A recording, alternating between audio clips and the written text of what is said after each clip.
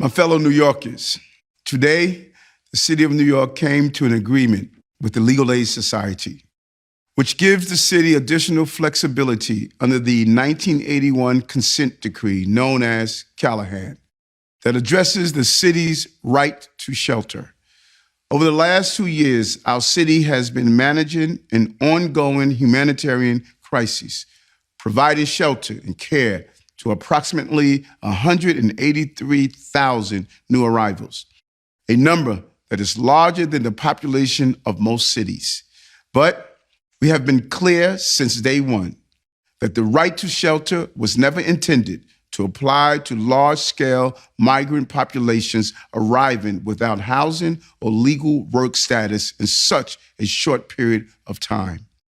This new agreement acknowledges the realities of where we are today, affirms our shared mission to help those in need, and grants us additional flexibility to navigate this ongoing crisis. I want to thank both the court and the Legal Aid Society for recognizing that the status quo cannot continue. It is a welcome step forward in addressing a crisis that has had far-reaching implications for our city, our people, and our values.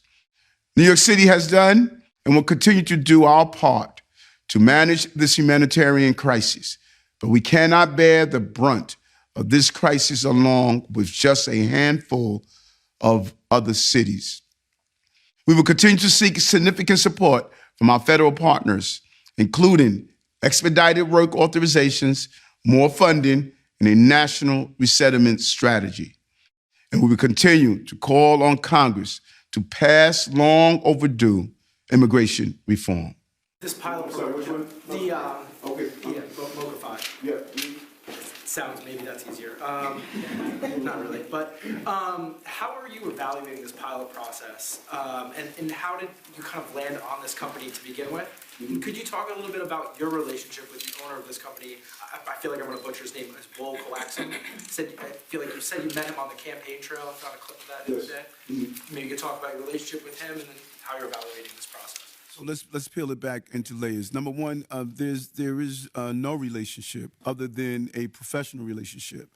On the campaign trail, I had something called mayor classes, where I reached out across the entire country to find ideas of how to run cities more efficiently. I had some of the most prominent people in business and education and healthcare. Every morning, I used to have these meetings from 7 to 8 to 8 to 9 for the most part, and sometimes even earlier. They were one of the presenters. We looked at what they did in Los Angeles, and I looked at the whole concept of how do we use what we call cyber wallets, how do we use and centralize payment of goods and services in the city. They gave a very good presentation. It went into my book of We Will Visit Later. And little did I know, while we were working with them on some other projects, this came up about how do we deal with food waste, how do we invest in our local economy, how do we deal with MWBEs, how do we more manage and bring down the cost of paying for food.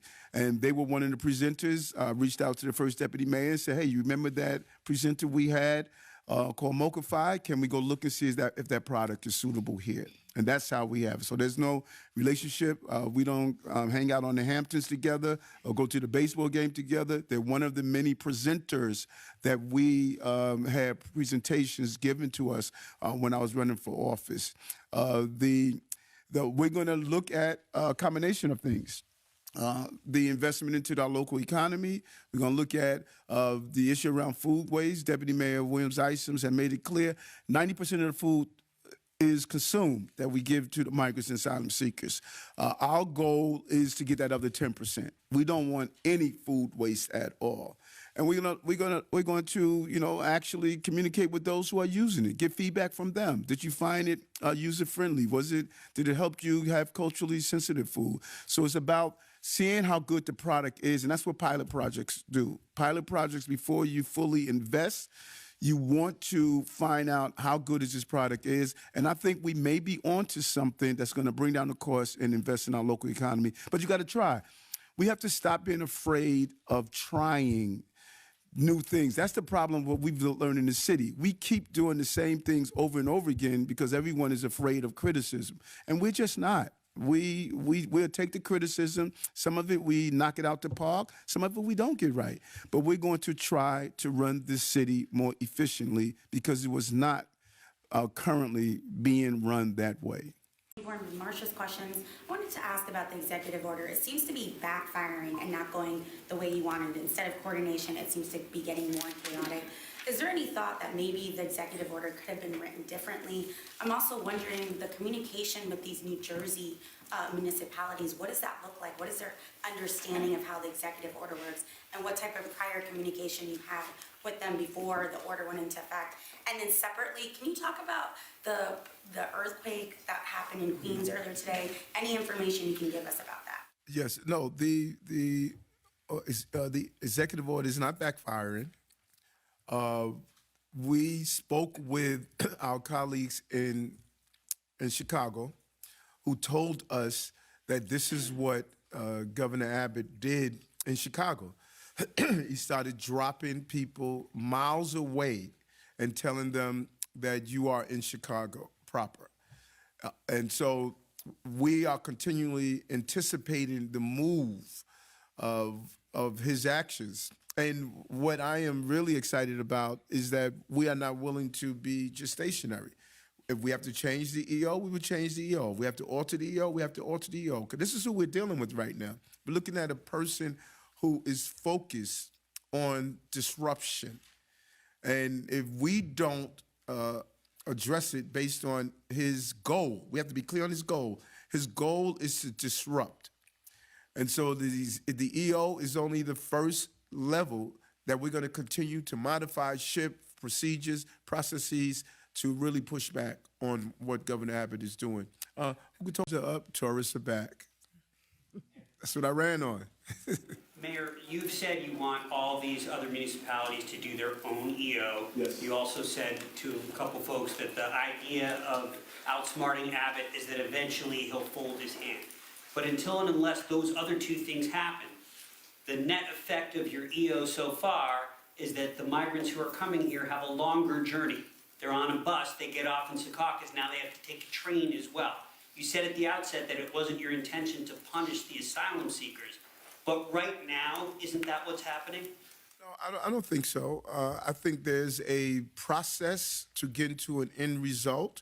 The first order of business was to demand a coordination with Governor Abbott and the bus companies, demand these bus companies comply. That's the first line. We're saying if you're coming into our city, you're going to comply with these rules. Clarity is the key. Now we get our other municipalities to put in place the same order. Clarity, if you're coming here, coordination. That's all we're asking. We're not stating that if a migrant or asylum seeker comes here, we're not going to do what we have done for this period of time. But we must lay down the rules of if you come to our city, this is what's expected of you. And I keep saying this over and over again on everything we do in this city. New York City is a place of rules. It's a place of law and order, not unlawfulness and disorder. And this is no different. We're saying that if you come to our city, you're a bus operator, this is what you must comply with. And if you try to go to other municipalities outside of our region, we want them to join us like they're doing in Chicago. Just to follow up, you said you're talking to Governor Murphy. Is that today? And are you asking him to maybe do some kind of statewide EO that would obviate the need to go to every single municipality? The team, Tiffany Raspberry, our IGA, she's reaching out to the governor's office, and we're seeing how we could collaborate together, because we don't want to spill over into another part of the city or our neighboring states. And so we think there's a real room for collaboration, like we've done with the other cities. You know, our goal was very clear. We want to build a coalition of mayors and governors, like the Massachusetts governor has been strong on this issue. That's our goal, and I'm going down to the associations of mayors and we're going to raise it as well. We all need to be responding to this. And I think that we're making a big mistake that we're looking at the sink that's overflowing and not the faucet. The national government needs to fix this problem. We got 3,000 migrants asylums last week. 3,000. The national government must fix this problem. And that's, I'm surprised our attention is not on the fact that this should not be happening to New York City, Chicago, Denver, Houston, El Paso, Brownsville, Texas. This should not be happening to cities. And I'm clear on that. It's not about just New York. No city should be going through this, and it's not sustainable. Happy New Year, Mr. Mayor, and everyone else. How are you? I'm good, thank you. So I just wanted to ask you a question. How are you? Good, thank you. So I just want to ask you if you can be a little more specific overall about the migrant strategy of the city with the incoming president. Because for 2 years, you asked President Biden for a decompression strategy and more funding, right? You said that without federal aid, the city wouldn't be able to care for all these migrants. But even though Trump is anti-migrant, he's also more sympathetic to the city's plight, potentially, right, of having to care for them. So I didn't hear you say today that you're asking Trump for any more money or for the decompression strategy. Is that because you think he just wouldn't agree to it? And is deportation just now a bigger concern than the cost of the migrants? That's my first one. The second one is, did you call President Trump or reach out to him to congratulate him?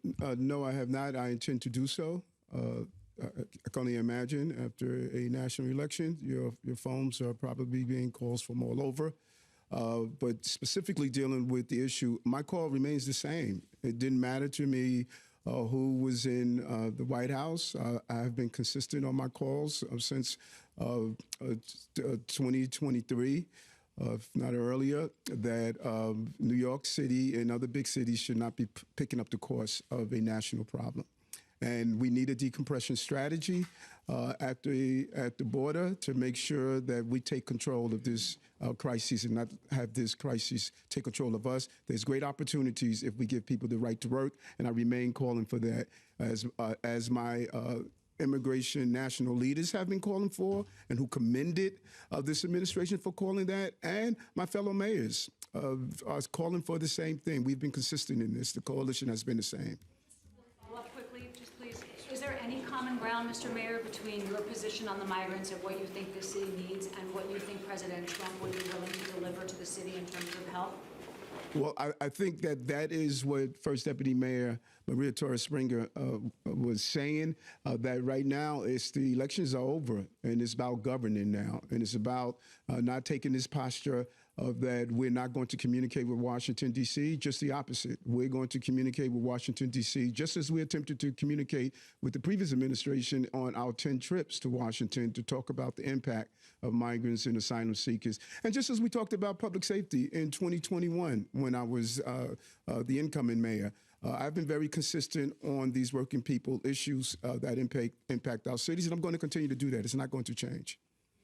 There have been a number of questions raised about the company that was hired to provide these debit cards for migrants to purchase food.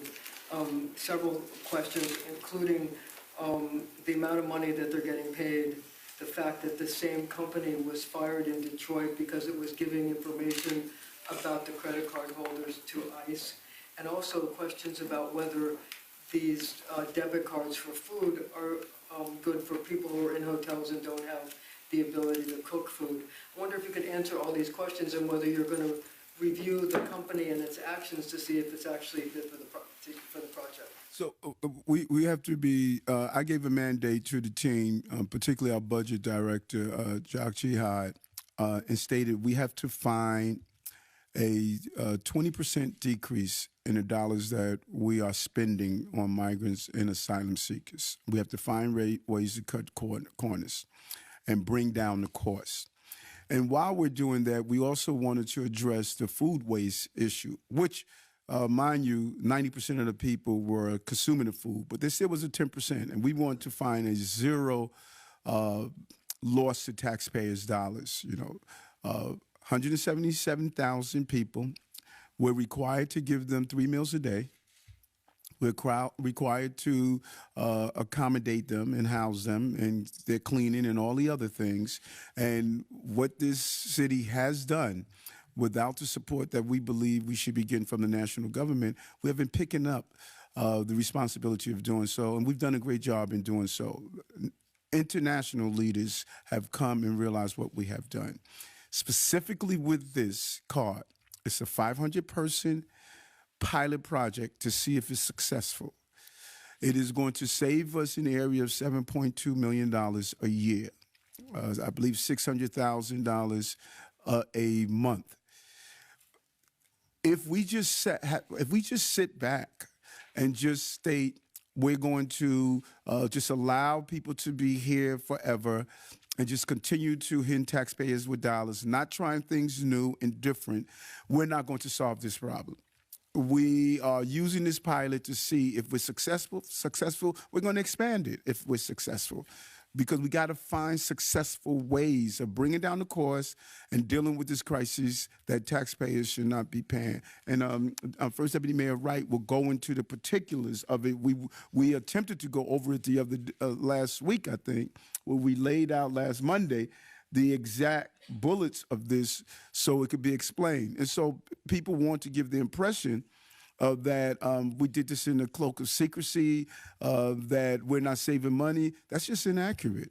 DM Wright, you want to go over it? Do you think that the company was carefully enough vetted so that you were protecting the city? I mean, I know it was an emergency contract, but were there other people that could have provided the same service for less money? You know, are you getting the best bang for your buck? Without a doubt, and the DM will go, First Deputy Mayor will go over that. And as I indicated, there's several things I'm attempting to do in this city. One, to use technology. Two, MWBEs. Women and minority-owned businesses have historically been locked out. When you looked at the dismal numbers that women and minority-owned businesses have been providing. And how do we recycle our dollars? This program is not going to go to a large major firm. It's going back to small bodegas, grocery stores, people who hire locally. And to some people, we're pushing against the historical norm. We've denied these local entities and we've denied these small women and minority-owned businesses. So I know I'm disrupting what people traditionally would like for us to do. But I've made it clear from the beginning. We're going to reinvest in small businesses. We're going to go after women and minority-owned businesses because it is embarrassing how much business we do with women and minority-owned businesses. And this company has a unique way that I would like to see, if it's successful, to expand on using a product of this nature. But DM, you want to go into? Were you all concerned that they were fined by Detroit for selling the information to ICE? I think that's not true, Marcia. So I think we should. I read a lot of stories that. Marcia, that wasn't a story by the Post. It was by the Manhattan Institute. Just to remind you. So Craig, I don't know if he's in the room. Oh, there he is. He wrote a story 2 weeks ago or a week ago. I don't know exactly when. He actually wrote the story. Today's was not a story by the New York Post. It was a column by the Manhattan Institute. I just want to know if you feel that this is the right company to do the job since it was a no-bid contract. Yes, and we do, even in the no-bid contracts, you still vet. You don't just throw out and say you're going to give it to anyone. You still vet. We've been looking at this product of Mochify and this concept for close to 3 years now. When we first communicated with them on the campaign trail, we looked at the product. It went into my areas of products we're going to look at, like drones and the dyslexia screening. There were a host of things that we looked at. And so this is not something that just popped up last year. We've been looking at products of running our city more efficiently, and this was one of the products that we looked at. Yeah, and just to clarify, I think there were a lot of kind of inaccuracies in the wasn't an article, as you said, in the opinion piece that was in the Post. One, the giving data, I don't believe that that's true at all. There was a rigorous process to evaluate the vendor. It was approved by the comptroller in the fashion that all of the contracts have been approved. One thing also to clarify, the $53 million contract is if it is at scale. We are starting with 500 families. And so that's a subset of the $53 million, and the maximum that would go to Mokify is about $2 million. All of the balance of the resources, that the potential resources on the contract, would in fact go to the families to buy food and baby supplies. So that's just some clarity and some facts as opposed to what was in the opinion piece. That's still a good thing for them to do, since they may lack the ability to cook the food. Well, this is they can buy cooked food. They can buy food that's more culturally appropriate, and there's it's monitored, and there's a limitation in the amount of food they can buy, and it aligns with a SNAP beneficiary in terms of the food that is available to them. And so, hold on a minute, because this is important, because there was so much information that was put out there. It gave the impression that the 50-something million was going to Mokify just for administrative costs. That is just not true. It's not true. And then it states that we are going to spend billions of dollars. This is going to cost us less. I was very clear with the team. We're going to bring down the cost of migrant and asylum seekers. That was the goal, of bringing down the cost, and we're finding ways to do so. And so we didn't roll this out with every migrant and asylum seeker that we had. We said, no, let's do this a 500-person pilot to see if it's effective. And so our three goals: MWBE, bring down the cost, bring down food waste, invest money locally into the economy, which many of our local businesses are hurting. This checks the boxes. This checks the boxes. And hopefully it is as successful as we anticipate. Then we could expand it even greater, and we can use this concept in other places that we are providing food services. I don't want tax dollars going outside the city to buy from large corporations outside the city. We want to invest locally in our local economy. They hire locally. It'll deal with our unemployment issue. So our holistic approach to government is different the way others. We want a holistic approach, one solution to solve a multitude of problems. That is how we operate.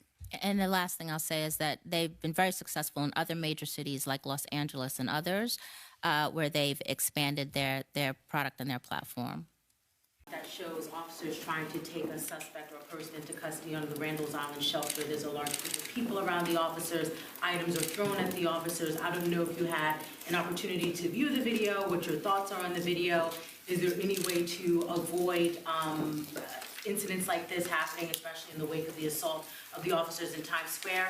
And then I don't know if you have a reaction to the Legal Aid Society lawsuit over vouchers and the City Council approving a lawsuit as well. Yes, I saw the video, and I was briefed this morning, and we are going to have a follow-up meeting. We have, I think the numbers there are 5,000. How many do we have at on Randall's Island? 3,000? 3,000 men in that facility. The overwhelming number of them are carrying out the roles here, looking to take their next step in the journey. Do you have bad actors? Yes.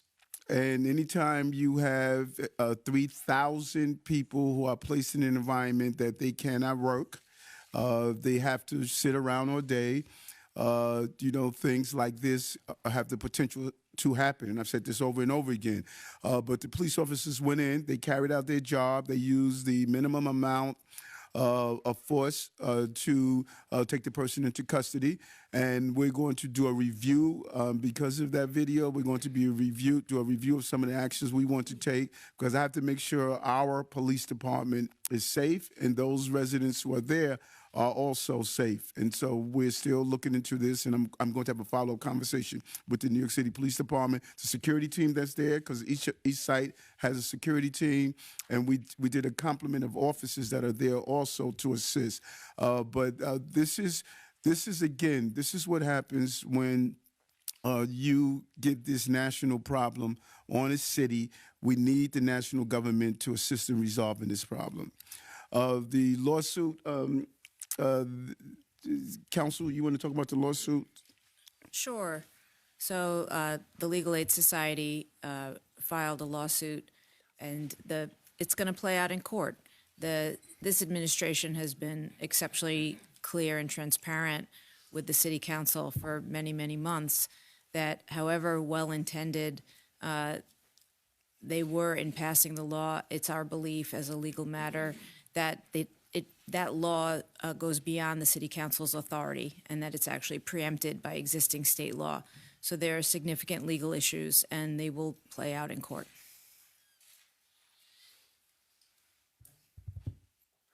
Oh, sorry. Hi, Mr. Mayor. Yes, how are you? Good, thank you. So one more question about the incident that happened on Randall's Island, Yes. the scuffle. So there was some women spotted in that video. I know it's a male-only shelter, so just wondering, is anyone allowed in there? Is there like visiting hours? Or do people have to, I believe people have to check in. So just wondering about that. And then also any update on the cameras and metal detectors?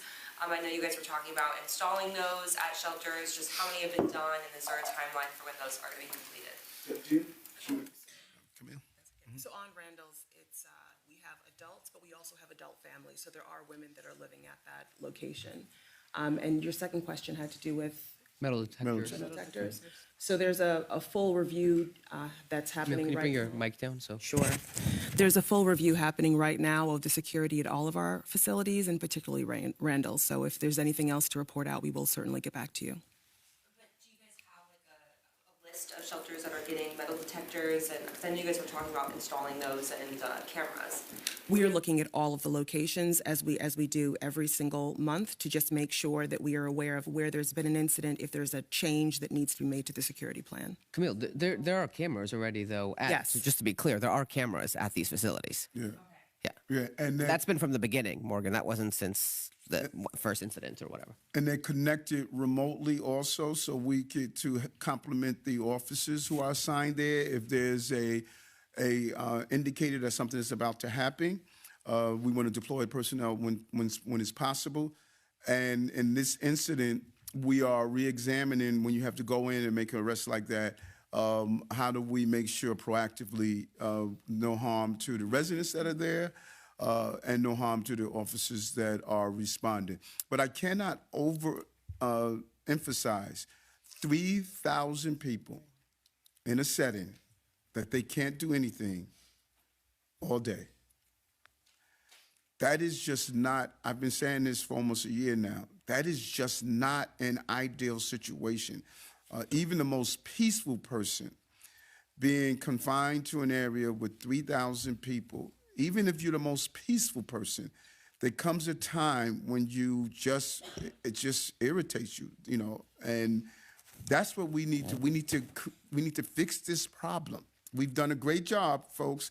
110,000 people who came through our system took the next step on their journey. 110,000 people. Not too many people can say what we've done, but you still have 60-something thousand that are basically being told your American dream is paused right there, and they feel that way. Thank you. Mr. Mayor, just to circle back on a question that came up earlier. With Winnie Greco, she was added to the substantial policy-making list in just the past few days. Why was she added to that? What policy has she been overseeing? And then on a separate issue with federal aid related to the migrant crisis, Biden administration officials told me yesterday that the reason that the city has only received a third of about $150 million allocated is because the city just hasn't submitted the right documents. One official, I just want to give the full context, one official even said that your administration has not stepped up to the plate, and that's the reason that the money hasn't been sent. So let's look. There are 3,000 people on the list of substantial policy. You know, it's just not one person, and the council can go into that. But think about this for a moment. What you just stated, just dealing with the migrant funding. You said the number, 150 million. We spent $4 billion. Mm-hmm. Think about that for a moment. So 150 million We spent $4 billion. So the best way to take people's mind off of the real issue is that you use some form of sleight of hand. So even if we would have gotten the whole $150 million, we have a $4 billion price tag. And not only are we saying that is too bureaucratic, it's too difficult, it's too challenging. The amount of money you could spend on a hotel is not even realistic to the amount of money a hotel costs in New York. So if someone is saying that New York has not stepped up to the plate after spending $4 billion, and they're saying we have not gotten $100 million, because they said we got a third, which is $50 million. They said, well, they didn't get this other $100 million. That is really, you got to send so many documents in, which we have been doing. Every document, every penny we can get, we have been going after. But let's be clear here, because we'll lose sight if you just say, well, why haven't y'all done more than what you've done to get $100 million? Chris, we're dealing with a $4 billion price tag. $4 billion price tag. So if the story is y'all have not done a good enough job of getting $100 million, I hope you go back to that person who stated us we haven't stepped to the plate and say, have you guys stepped up to the plate in helping them with this $4 billion, securing the border, allowing people to have work authorization, make sure we have a decompression strategy? Ask them, have they stepped up to the plate? New Yorkers have stepped up to the plate. What specifically about those applications is so difficult? I was also told that other cities have managed to unlock all the funds. Chicago, for instance, they managed to get their full allocation. Why is New York City? How much did they get, Chris? Around $40 million. But the same thing.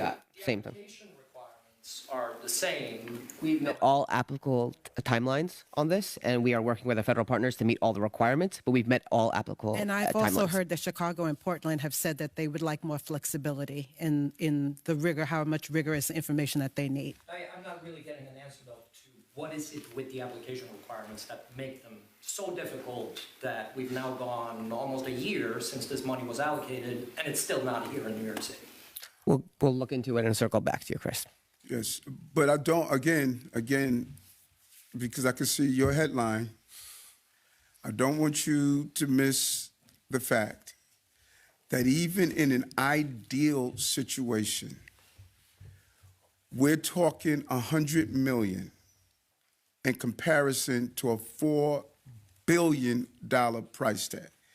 So I hope that you would say, if their opinion, we have not stepped up to the plate, have they stepped up to the plate?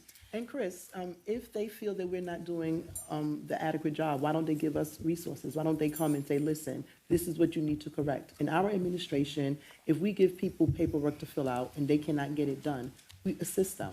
So if they feel that we are doing something incorrectly, since they are the federal government, it would behoove them to say, listen, you guys are doing a great job. You don't understand this. Let's work together as a team and let's get it done. Instead of Yeah. no. Let him finish. Mm-hmm. No, they said they sent a team last week. No, not to go over forms and applications. I think this is an important point. Yeah. I think But this it's is not an true. I think this is an important point. We have a very sophisticated team at our Office of Management and Budget.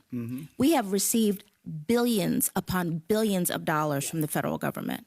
We know how to submit paperwork and do applications. Yes. So I think the question is, for them, why haven't these funds been released?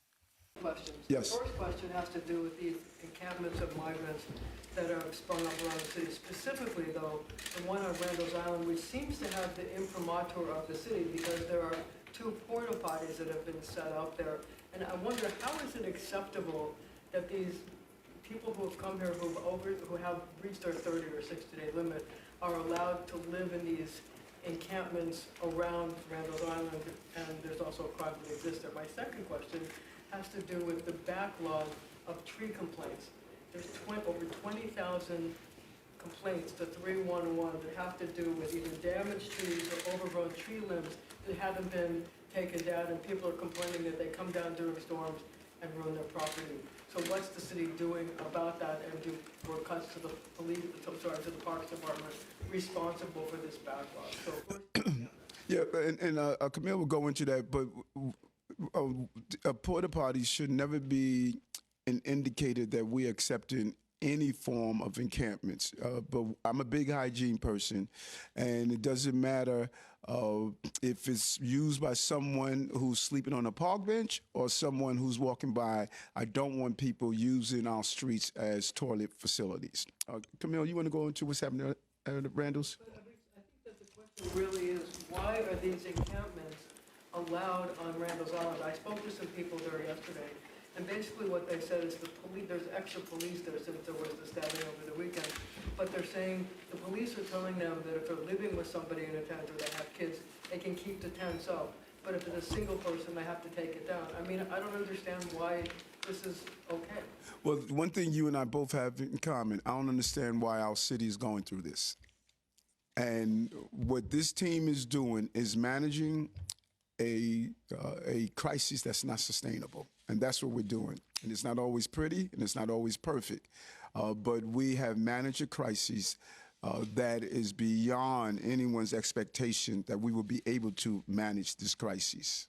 Camille, you want to go into it? Sure, and thank you for the question. So certainly we will reach out to them to understand exactly what was communicated to you, but in partnership with the NYPD, Parks Enforcement Patrol, we continue to enforce the existing rules on Randall's Island against unpermitted vending, tents, and e-scooters, and we have prioritized educating patrons on the park rules. To the mayor's point, just because we have the 2 porta potties there does not mean that we are encouraging encampments. Our policy on Randall's Island is the same as it is across the city.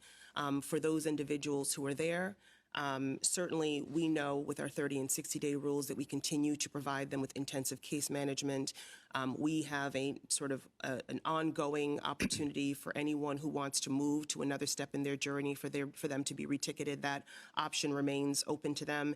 And certainly, as you know, over 65% of the 212,000 individuals that have come into our care have taken advantage of that and taken their steps to their next journey. So we are continuing to work very closely with the entire team that's out at Randall's Island, and the issue of the encampments will be addressed. Are you going to leave the encampments there? It will be addressed. It means that the same policy that we have across the city is the same policy that applies to Randall's Island. So we will have conversations with the folks there, understand exactly why they're there, who the individuals are, whether or not they are asylum seekers, whether or not they may be other individuals, and make sure that they're given the resources so that they can move on. But the mayor's policy on encampments is the same no matter where you are in the city of New York. The policy is no encampments. Correct. Does that mean you're going to get rid of these encampments? I'm going to reiterate the same point that I've made. We are in the process of dealing with the encampments on Randall's Island, but the mayor's policy holds on the island as well as it does in the rest of the city. And we got to communicate with the people, Marsha. We don't want to be heavy-handed. We don't want to be insensitive. It's about finding out what the resources are needed and navigating people there as we deal with this humanitarian crisis that we are facing right now. Your other question, yeah. Yeah, I'm happy to answer on the trees. You know, the migrant crisis that we're in, sir, and you've described as a crisis, you know, do you see a light at the end of the tunnel? Do you see that? Yes, like we went from 4,000 down to, I think this week we're around 700. That is a huge drop. I have to say there was a moment where I did not see that light, or that light was the train coming right at us, you know. But, you know, what Camille and DM women, Isom and Molly and Tim and the whole team, what they have done is just so important. And we did some hard choices, having people take the next step. The 30 to 60-day program, we were criticized for it, but I think that when people look back over this period, they're going to see that it was one of the most significant things that we could do. To get down to 65,000 from 212,000, if we would have allowed 212,000 to stay in our care, that would have had a major impact on our budget. It would have a major impact on just the message we were sending, because people should not grow up in shelters. And so I do believe we're going to see, we're starting to exhale our fingers are crossed, but we put in smart policies. And, the beginning of this operation, people, criticize and critique, why do you do this, why do you do that? We were inundated in the beginning of this.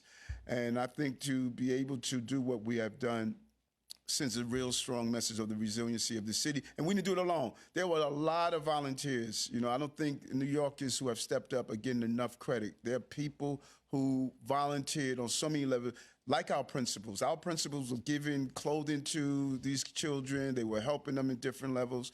And so this is a real New York story, and we need to document this story because it needs to be reviewed later as the years go on. But I do see it. The worst is over. How many? 63,900 now. 63,900. I like those numbers dropping. Are you saying, sir, that you think the worst is over? It depends. It depends. I can only say I hope that the worst is behind us, but we're not out of the woods. I want to be clear on that. We're not out of the woods. We still have to deal with this small number of violent gang members that are in our city. We have to make sure we monitor them, and we still have to make sure that we're able to move people out of this shelter type setting. And Camille and I were in Clinton Hill Saturday or Sunday, sitting down with a group of homeowners, and that was my old precinct. And that was a real impact to that community over there. And they want to help. They weren't saying that we don't realize this is a crisis for the city. They want to help, and we want to coordinate with them on how they could help. But these are impacts of these communities. They're impacting the communities, and basically disrupted the way of life of New Yorkers. And so we're not out of the woods. We're managing and moving people on to the next step of their journey. And I think that later in life, people are going to look back and see what this city did, and that's our goal. Well, how are you doing? I'm doing well, thank you so much. I'm sure you've heard about the comptroller's report on DocGo. It was a very hectic time. You were dealing with this huge emergency with the migrant crisis. The report talks about how the city paid for nearly 10,000 unused hotel rooms, and that's taxpayer money. Can you talk about what was happening at the time where that was allowed to happen? We don't have enough time to talk about what was happening at the time. Trust me. When we were getting these large number of people who were being sent from Texas and other parts of the country, at one point we were receiving 4,000 people a week, 8,000 every 2 weeks, 16,000 a month. We had a total of over 210,000 people that have arrived at our city, larger than the size of Albany, New York. We've all heard this over and over again. And when you get that call in the middle of the night, you need 200 rooms. A bus pulled in, you need 150 rooms, you need 300 rooms. You don't have time to call Motel 6. You better be prepared. And that's what this team did. And it is very comfortable to sit in the bleachers and, just be a detached spectator. But when you are running a city as complex as this, you have to be prepared. And that's what this team were able to do. Camille, you or one of the team, DM Isom, y'all want to touch on this? Sure. Thank you, Mayor, and thank you for the question. I think the mayor covered most of it, right? So certainly we know the numbers, we know what was happening at that time. The audit covered a very specific period of time, May to June of 2023, which was over a year ago. Before the audit had even started, we had already implemented many of the changes that the comptroller was asking us to make. And we'd also launched an open competitive RFP process to replace that contract. But again, can't underscore enough the unpredictable nature of what was happening at that time. Over 4,000 people coming in, we needed to make sure that people had a safe place to stay. I think that we have demonstrated that we have been able to do that. We have kept families and children off the street, which was the mayor's North Star, and we negotiated a flat rate of approximately $170 per room because there was price gouging that was happening at that time. We needed to make sure that we had hotel capacity to absorb the folks that were coming in, and we needed to make sure that we locked in a price for the city. And you recall what was happening back then? We were fighting in court because the demand of you had to be in a bed by a certain hour or night, in the evening. So we didn't have the luxury to try to find spaces when it was coming at that rate. And I'm sure that, you know, if you've never had to manage a crisis of that magnitude, then you're going to really just have some second guessing. And, you know, we're continue to move forward. And the crisis has not gone away. Yes. Mr. Mayor, I'm doing well. Happy holidays. Thank you. It sounds like you have a very well thought out plan for what happens tomorrow, but are also communicating we may not have the bandwidth to do this in the future because of capacity. Does the border need to close to stop people from coming? Well, I've been, you know, very clear on the points based on my observations from going to El Paso to my observation of going down to the Darien Gap. What needs to be done is we need a resolution at the border. And our national leaders must come up with that resolution. And while they're doing so, you cannot displace the financial responsibility onto the cities. And that includes Brownsville, El Paso, Denver, New York, Chicago, Boston.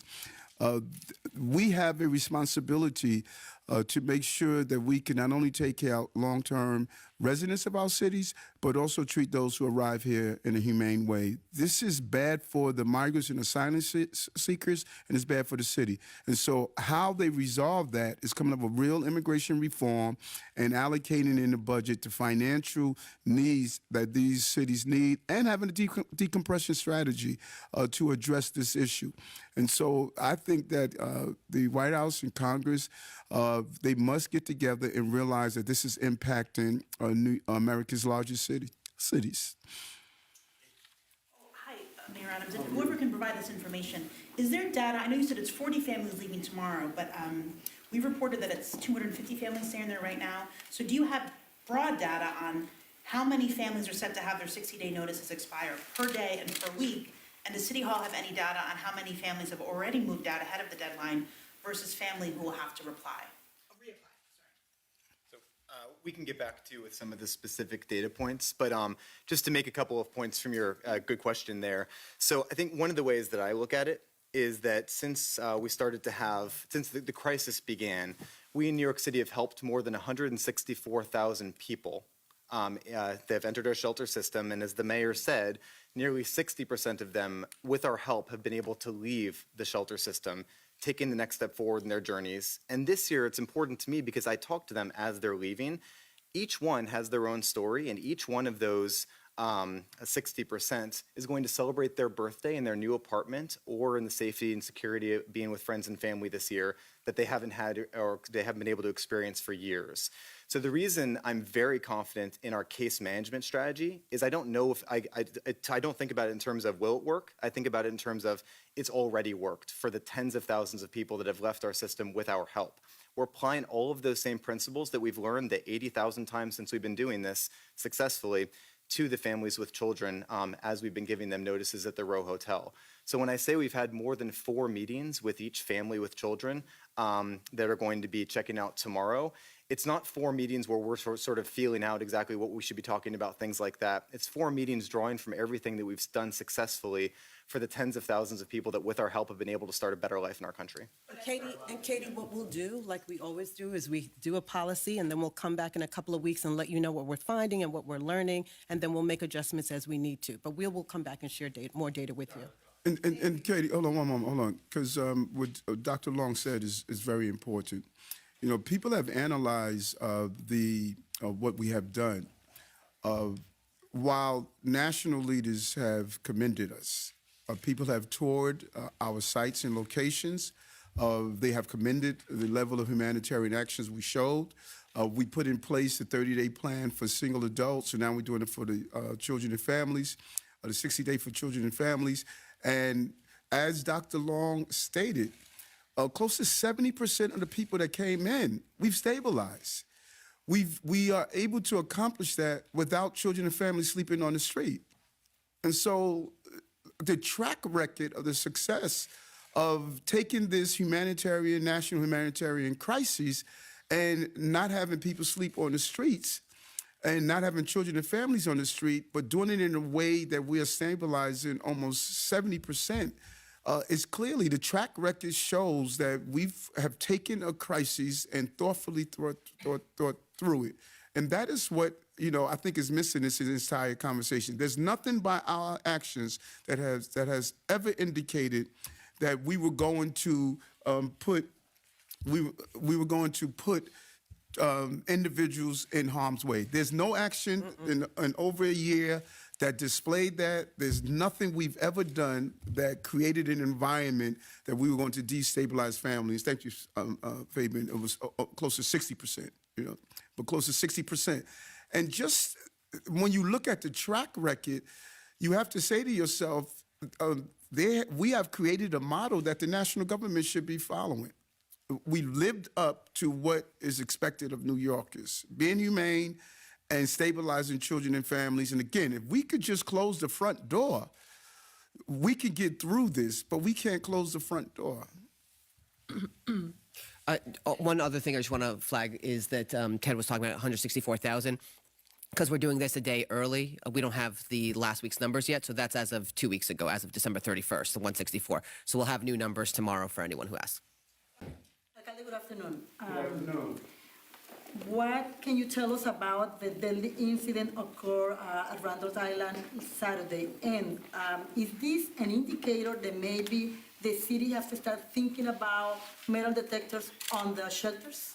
Yeah, the team was already looking at, bringing metal detectors to the shelters, and that is a part of our goal, public safety. Commissioner Isco, you could probably go into the particular incident. Into the particular incident that happened at the location? Yeah, I'm happy to, sir. So there was, the incident is still under investigation, but essentially there was an altercation in the chow line at the dining facility there that unfortunately led to one of the guests there being killed with a knife. The NYPD, I was there on the scene with them late into the night, along with another of other folks from the administration. They're doing their investigation. I don't know, Ted, if you have anything else that you want to add to that, or if there's any other details that haven't been reported that you're looking for specifically from that incident. Cameras, in addition to the metal detectors, the New York City Police Department and our team, we're going to utilize visual technology. We're going to put cameras in many of the sites and locations. And due to the quick response of the security team that's there and NYPD, we were able to make at least one apprehension. One person is in custody. And as Commissioner Isco stated, it's still an investigation. But it's horrific, to have someone come here to pursue the American dream and see it turn into a nightmare, to lose a life. It's really unfortunate that we lost this young man. And we're going to continue to find those who are responsible. The overwhelming number of migrant asylum seekers, they come here to be part of this great American experience. And there's a numerical small number who would do something violent like that. And we're going to carry out the full extent of law enforcement to bring them to justice. No, we're good. Hey, Mr. Mayor, happy Monday. Thank you. I just want to circle back on the deadly incident and also the stabbing that happened outside St. Bridget's School over the weekend as well. Which one was that stabbing? There was a stabbing in line at St. Bridget's School, the reticketing center in the East Village. So the city is spending up to $25,000 per day in some shelter sites and leases on security. So at this point, how do these incidents even happen with spending such a high price tag on this? And are you reevaluating some of these contracts? And just a second question, circling back on the bus companies and Governor Murphy putting out his letter today, was this part of the political calculus to have this rolling executive orders throughout the region as the bus drops? Because it seems like the lawsuit kind of hinges upon bad faith, right? So this gave them the option to choose to operate in bad faith dropping off in New Jersey. If you had had a coordinated executive order in the whole region, that would not have been possible and the lawsuits would The council could go into that. And there's a lot of coordination that's going on. But the security, it's like I had a meeting this weekend with our entire team. where we're doing a complete analysis of the security, beefing up our training, better coordination. We put in place a few mobilization concepts so that we can shift manpower when it's needed. We broke down our locations into a color-coded scheme, red, green, yellow. Green being that everything is stabilized. Red is where we may have some issues, and yellow is sort of wavering.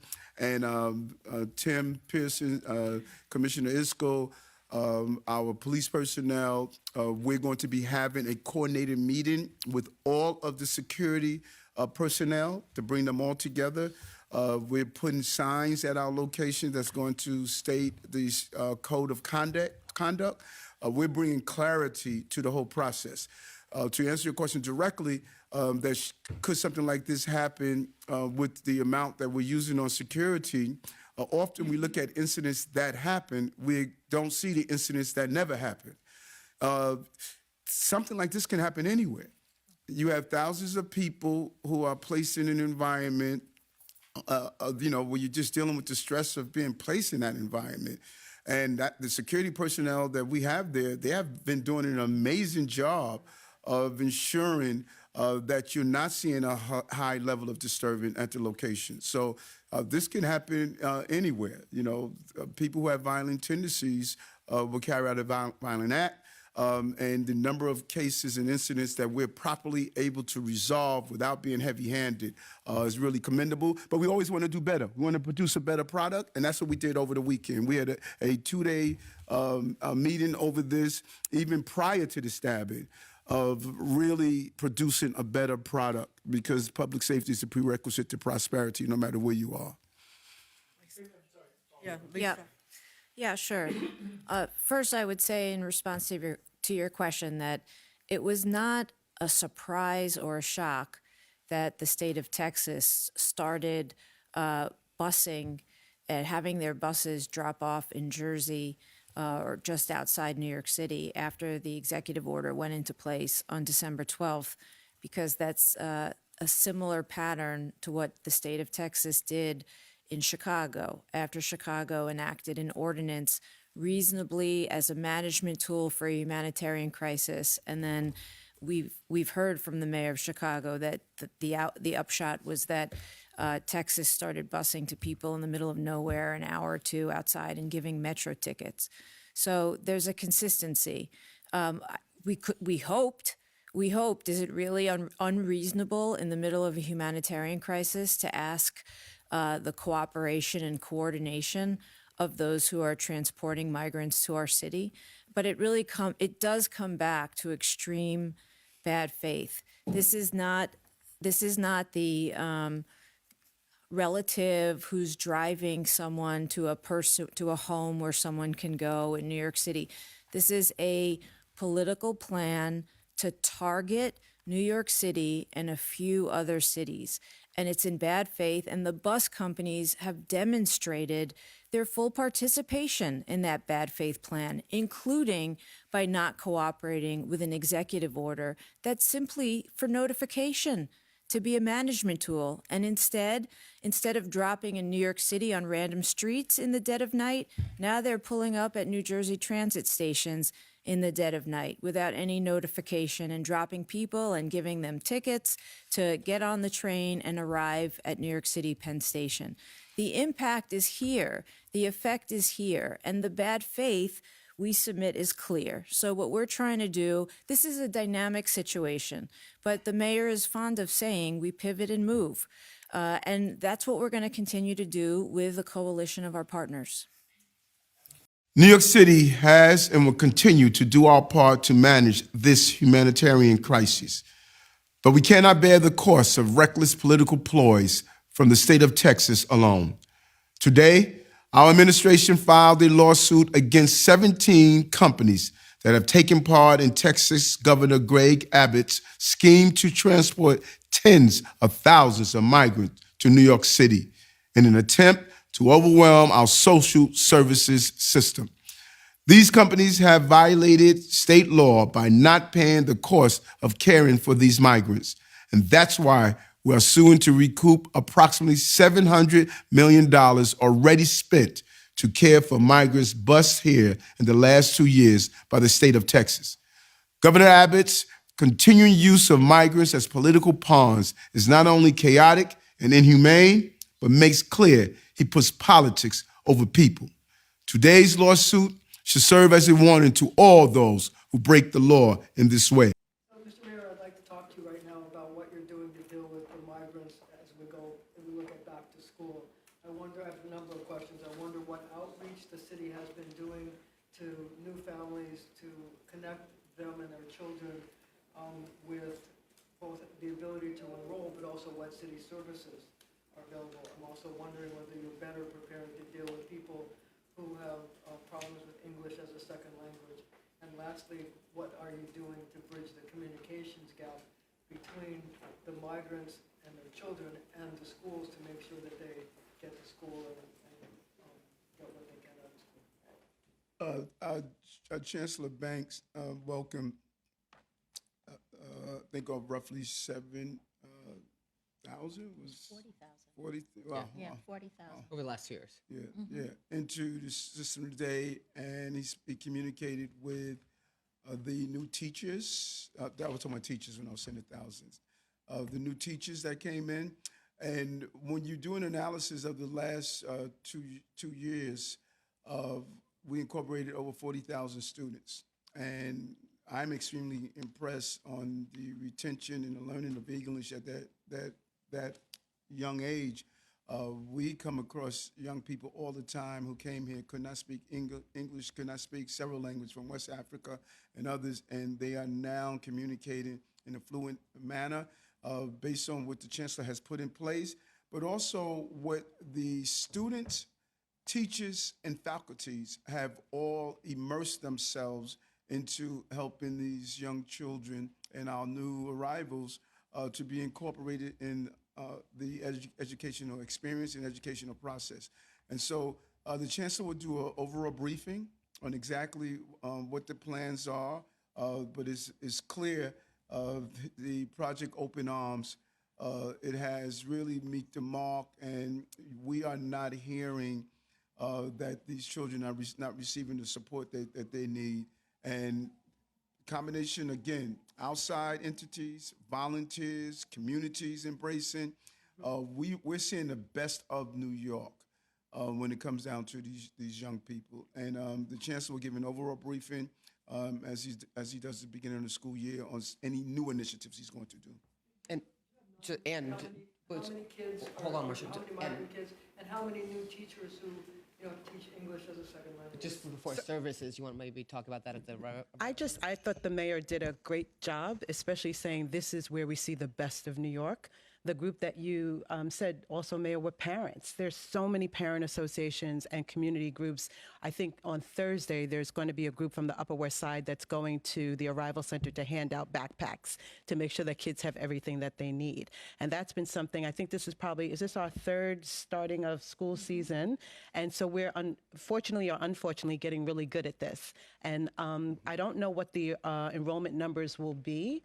Marsha, I'm assuming that they're going to be a little less because the numbers have been down. And as soon as people come to the Arrival Center, or whether they're going to Floyd Bennett Field or any shelter, they get connected to school, they get connected to any kind of childcare services that they might need for their littler ones, after school services, summer camp they've been involved in. So we've been really wrapping our arms around those young people.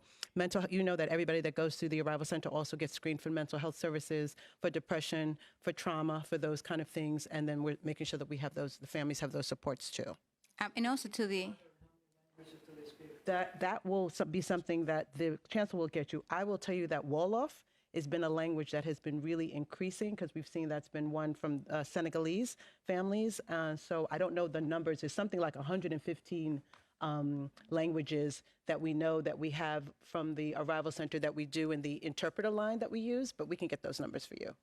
And also, Marsha, the investment that the administration did in the work with the council as well in the 10-point plan includes our engagement with ACS to make sure that the funding that we're allowed for Race NYC, to make sure that we engage our families who are new arrivals, as well working with the Department of Education, New York City Public Schools to make sure that we engage with those who are in temporary housing to bring those children and their family to understand the services that are provided throughout the city, especially in the Department of Education. I think the chancellor is due to be on your show and just do a whole conversation around this. Okay, so we'll make sure that happens. All right. Table number 9. How are you, sir? Good evening, Mayor. Thank you for being here in Woodhaven. So our question is this. Since City Hall is stating that the migrant influx is bankrupting the city, how come more and more refugees are being asked to come to New York City? Asked to come to New York City? Or coming to New York City, actually. Coming to New York City. Okay. Not asked, but coming to New York City. Okay, so what are the most Oh, sorry, my apologies. Okay. Specifically, the 25,000 Haitian refugees. One of the first of all, I want to start on because this is a very important topic. First, no matter who we are, we have an immigrant origin, and the billions of dollars that the immigrant community puts into our city make sure that our schools is here, our teachers, etc. There's a real rich culture we have when we talk about the immigrant population in our city, in our country. Migrants and asylum seekers are not undocumented. They were legally paroled in the city by the Customs Border Patrol on the southern part of our border. And they were legally paroled in. And so oftentimes people conflate the two between what's the terminology that is used? The what? Illegal or the whole right to stay in the city. That is for those who are undocumented. These migrants in the what? Sanctuary city. People conflate the sanctuary city conversation. The sanctuary city has nothing to do with the migrants and asylum seekers. Sanctuary city is if you're undocumented and you're here, you're not turned over to authorities. But the migrants and asylum seekers, the 180,000, are legally paroled into the country. And what happened, people say, well, Eric, why don't you stop the buses from coming into the city? I can't. That's against the law. Well, Eric, why don't you allow people to work who are here? I can't. It's against the federal law. I can't even allow the migrants and asylum seekers to volunteer and give them a stipend. The federal law prevents me from doing that also. Well, Eric, you are giving them more than you're giving every other New Yorker. That's just a lie. If you go to the Floyd Bennett Field, Randall's Island, people are sleeping on cots. Their restrooms are outdoors. Their showers are outdoors. They're getting the basics that we can give to people with a level of dignity that they deserve. And so we are handcuffed as a city on what federal laws require us to do and state laws require us to do. We're handcuffed. Now, when I go to the shelters and I speak with the migrants that are there, they're very clear. We don't want anything free from you. We don't want your food. We don't want your housing. All we want to do is work. That's all we want. And no matter who we are, if your ancestors came here and they were told they couldn't work, we would not be where we are right now. And check this out, what a lot of people don't realize. Do you know we have thousands of Ukrainian citizens that are here? And you don't even see them. You know why you don't? They're allowed to work. They have been incorporated into our city like every other group has been incorporated into it. And so what the real call is, federal government, if you parole people into the city, give them the authorization to work so they can contribute to the city like they want to and like we need to. And here's the real irony. We need workers. We need lifeguard. We need food service workers. We need backstretch workers. We need nurses. Venezuela population, many of them are professionals, accountants, reporters, nurses. So we have all these jobs that are available, and we have available population to work, and we are not allowed to let them work. That is what you call insanity. Thank you. Mr. Mayor. Next table. Commissioner, if I can just add, Mr. Mayor. Mr. Mayor, it's Castro. back here. Oh, okay. Commissioner Castro, I'm the Mayor's Office of Immigrant Affairs Commissioner. Just wanted to add, the mayor has been a big champion from the beginning to allow the migrants and asylum seekers arriving here the ability to work. And that's certainly what we all hear whenever we talk with the asylum seekers. They want to work. But they also ask us, what can we do while we wait here for our work authorization? They want to learn English. So today we announced a partnership with our New York City public libraries to offer English lessons to the asylum seekers who are here, because all they want to do is contribute. So while we wait for those work permits, they're going to be taking classes so they can learn English and be ready for when they get the work authorization to work and contribute back to our city. Right, and there's no, every day I'm around him, I'm reinforced on the beauty of the American dream. Here you have a young man came to the city with his mother as a dreamer, walked up through the system, and now he's my commissioner of Mayor Office of Immigrant Affairs. He's able now to ensure that everyone can pursue the American dream. He and I traveled together to Ecuador, Mexico, Colombia to see the pathway. People are going through the Darien Gap with the understanding they may not make it out. When we went down to the border and saw what happened at the border, 2 years ago, we traveled to El Paso together and saw what was going on at the border. And we said, listen, Washington, we got to fix this. Because this is a problem that's keep hemorrhaging. These cities, these countries are destabilized. Ecuador is dealing with a real drug problem that people are fleeing every day. And the destabilization of these countries, we've never witnessed this in our hemisphere. Venezuela, we can have another 6-7 million people leaving Venezuela because of the destabilization that is taking place there, making their way up to New York. We just got a call early today. How many did we get in, DM? Yeah, we just got a plane, came in. The Texas governor sent a plane in today with buses. At one time, we were getting 4,000 migrants and asylum seekers a week, 8,000 every 2 weeks, 16,000 a month. That Deputy Mayor Williams Isom had to manage with Molly and her team because the law said that you must make sure when they come in by a certain period of time, you have to put them in housing. This is what we were up against in 22, folks. This is what we were up against. And then you look at other cities, people are sleeping in airports, hospitals, police precincts, sleeping on the street. You look at these other cities. These folks here managed this crisis, and history is going to be kind to us when they reflect on what we did in the city and what New Yorkers did in the city during this period of time. And it was hard. It was hard. But we did it every night, 1, 2, 3 a.m. in the morning. Buses were showing up, and we were required to do what we had to do. Trust me, it was hard. And we took a lot of crap. But when people look on this period of time, they're going to realize this city stood up and this administration stood up. Mayor Adams, if I may add? Yes. So 54 lawmakers, over 54 of us across this city, are so concerned about this influx of migrants coming here that we have called upon the federal government to take action.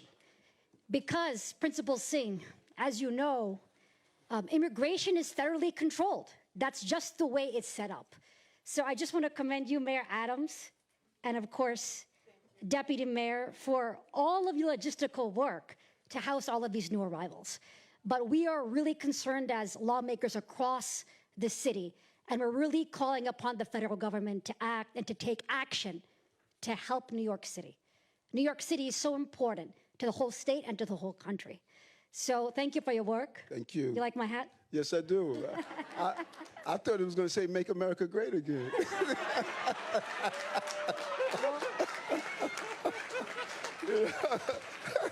But it got the right saying. It got the right saying. Take a picture of both of us.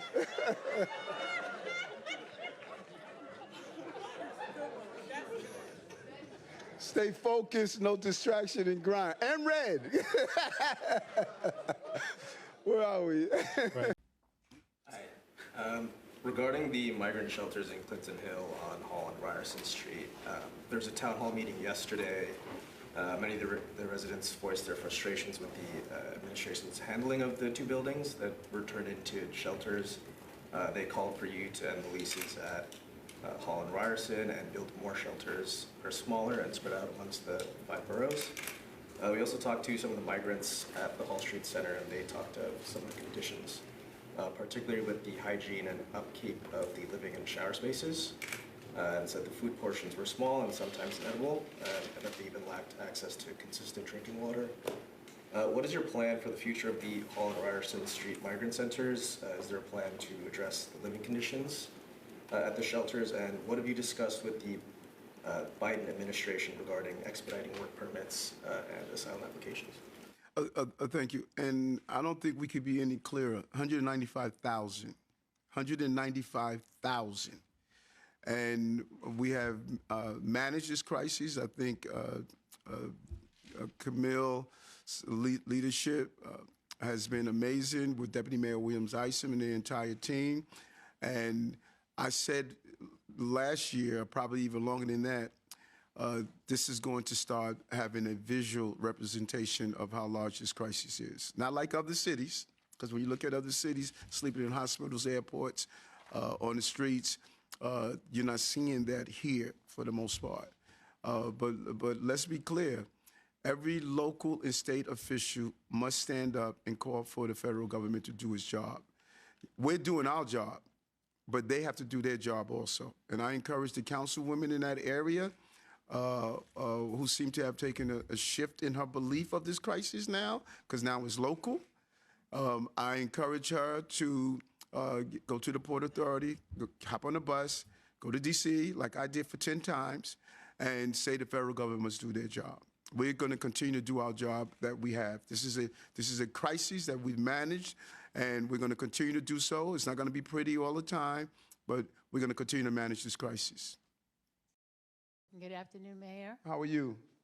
You sort of touched base on what's going on in the city and what you acquired. Here's my question, and I think it lends to a lot of misunderstanding with the people. Yes. What are the services that the migrants are receiving from the city right now? Love it. That's probably one of the top questions we receive at every town hall. And I hear all the time, they are getting more than what long-term New Yorkers are getting. First of all, I wanted to lay out the foundation that I have no control on what they are getting and not. I have to follow the law. Second, people say, well, okay, well, they're staying in 5-star hotels. No. They're staying in tents. Thousands restrooms are outdoors. Their showers are outdoors. We pay on average $11 a day for 3 meals for them, for 3 meals. They get the basic services. They're not eligible for what everyday New Yorkers are eligible for. They're not eligible for our WIC. They're not eligible for our vouchers program. They're not eligible for all those items. And so you saw the newspaper story that says, okay, Eric is giving them credit cards to buy food. No, here's what we were doing. We found a company called Mocafy. Mocafy said to us, when I was on the campaign trail, I learned about them. And Mocafy said to us, people are not eating the food that they're wasting the food, that we're spending money on buying. They said, we can give people a food card only that they can go in, instead of you spending millions and billions of dollars from a out-of-town entity to bring food into your city, you could get this card, $11.50 per day per person, and they can go into the local stores and restaurants and buy the money locally so the money will stay in your community. This is going to save you $600,000 a month, over $7 million a year, and you're going to cut down on food waste so we're not wasting money. People yelled in the beginning, but now the editorial board of the Daily News saying right on to what y'all doing. We're saving money. We are putting that money, instead of our money going to some place out of our state and city and communities, people are now walking into the local bodegas, the local restaurants, and they're buying right there on the ground where you could hire locally. And that is how we have to deal with this crisis. We have to find smart ways. And then we said to the migrants and asylum seekers, you got 30 days. You come in, you're a single adult, You got to find your way like every other person that came to this country. In 30 days, we're going to give you intense care. We're going to give you information. We're going to be like the settlement houses of yesteryears, and we're going to show you how to move through the system, but you can't stay here forever. We got a lot of pushback. People took us to court. People called me names. They said I'm inhumane. 30 days. 30 days. When we did that, 65% of the people were able to go find their own way. And you saw a decrease in that 207,000 that came here. We're now down to 65,000 that are here. And we're still getting, folks, we were getting 4,000 people a week, 8,000 every 2 weeks, 16,000 a month. We're still getting 1,000 a week that are coming here. But we're able to navigate and tell them when they come here, you could only stay in our system for 30 days. After that, you have to find your way. And all of this changes if we let them work.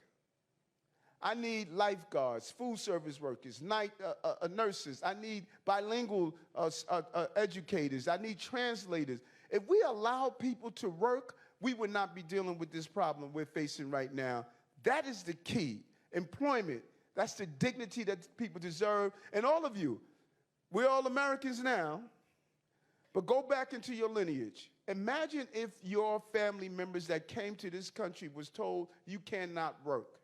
You cannot provide for your family. There's nothing more undignified than someone telling you you can't provide for your family. And when I go to those camps, those encampments, they all say the same thing when I walk in. We don't want your free food. We don't want you taking care of our children. We don't want you washing our clothing. We just want to work. That's all we want. And that's what we need to do. But they're getting nothing over what everyday New Yorkers are getting. But we're going to treat them with dignity and respect. I'm not going to be undignified in how I treat them. And that's what we have been doing, bringing down that cost, navigating this very challenging problem that we're facing.